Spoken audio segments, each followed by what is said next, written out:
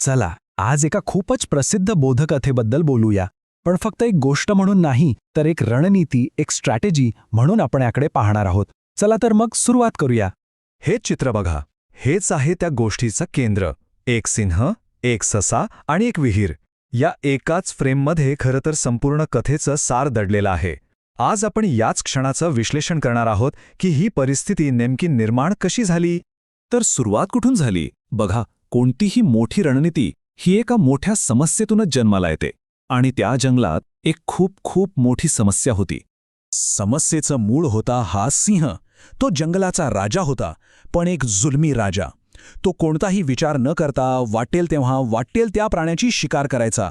त्यामुळे संपूर्ण जंगलात एक दहशतीचं वातावरण होतं. आता या दहशतीखाली जगणाऱ्या प्राण्यांनी एक मार्ग काढला. त्यांनी सिंहासोबत एक करार केला की आम्ही रोज एका प्राण्याला तुमच्याकडे पाठवू, पण त्या बदल्यात तुम्ही इतर कोणाचीही शिकार करायची नाही. पण हा काही खरा उपाय नव्हताच, नाही का? हा तर भीतीने घेतलेला एक तात्पुरता निर्णय होता, खरी सुटका नव्हती. आणि मग इथेच गोष्ट बदलते. जेव्हा सगळेजण त्या समस्येसमोर हताश झाले होते, तेव्हा एका लहानशा सशाने वेगळा विचार करायला सुरुवात केली. त्याने परिस्थितीकडे एका नव्या दृष्टिकोनातून पाहिलं.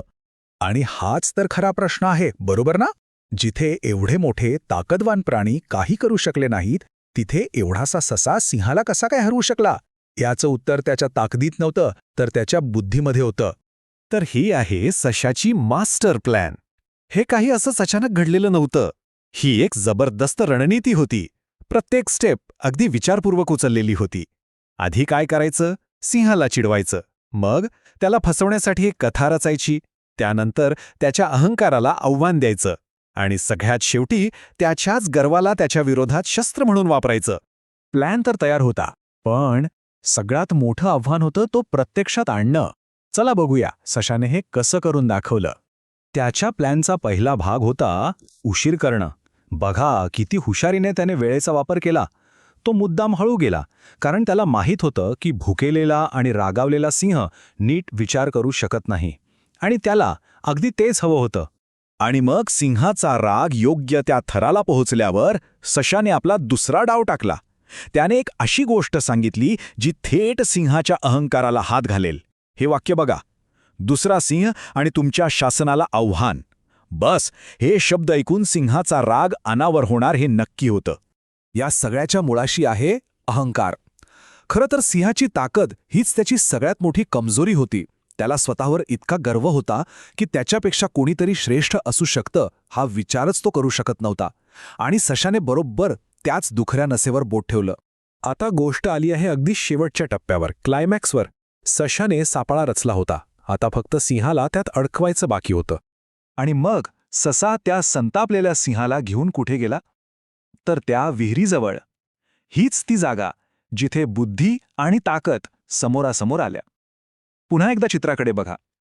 सिंहाच्या चेहऱ्यावरचा राग आणि सशाची शांतता, सगळं काही स्पष्ट दिसतंय. आत्ता गंमत बघा.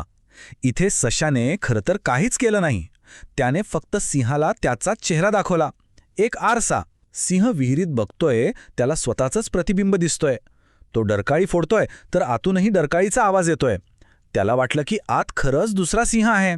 आणि मग काय? सिंहाच्या अहंकाराने त्याचा पूर्ण ताबा घेतला. त्याने कसलाही विचार केला नाही आणि थेट विहिरीत उडी मारली. आणि अशा प्रकारे जंगलावरचं सगळ्यात मोठं संकट स्वतःच्याच गर्वामुळे संपलं. तर प्रत्येक चांगल्या गोष्टीप्रमाणे या गोष्टीतूनही एक खूप मोठा धडा शिकायला मिळतो. आणि तो फक्त प्राण्यांसाठी नाही, तर आपल्या सगळ्यांसाठी आहे. आणि तो संदेश हा आहे: बाकीचे सगळे प्राणी फक्त समस्येबद्दल विचार करत होते, तिच्याबद्दल रडत होते. पण सशाने काय केलं? त्याने उपायावर लक्ष केंद्रित केलं.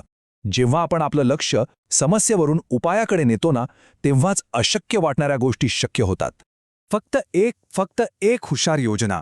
जी समस्या अख्खं जंगल सोडवू शकलं नाही, ती एका योजनेने सुटली.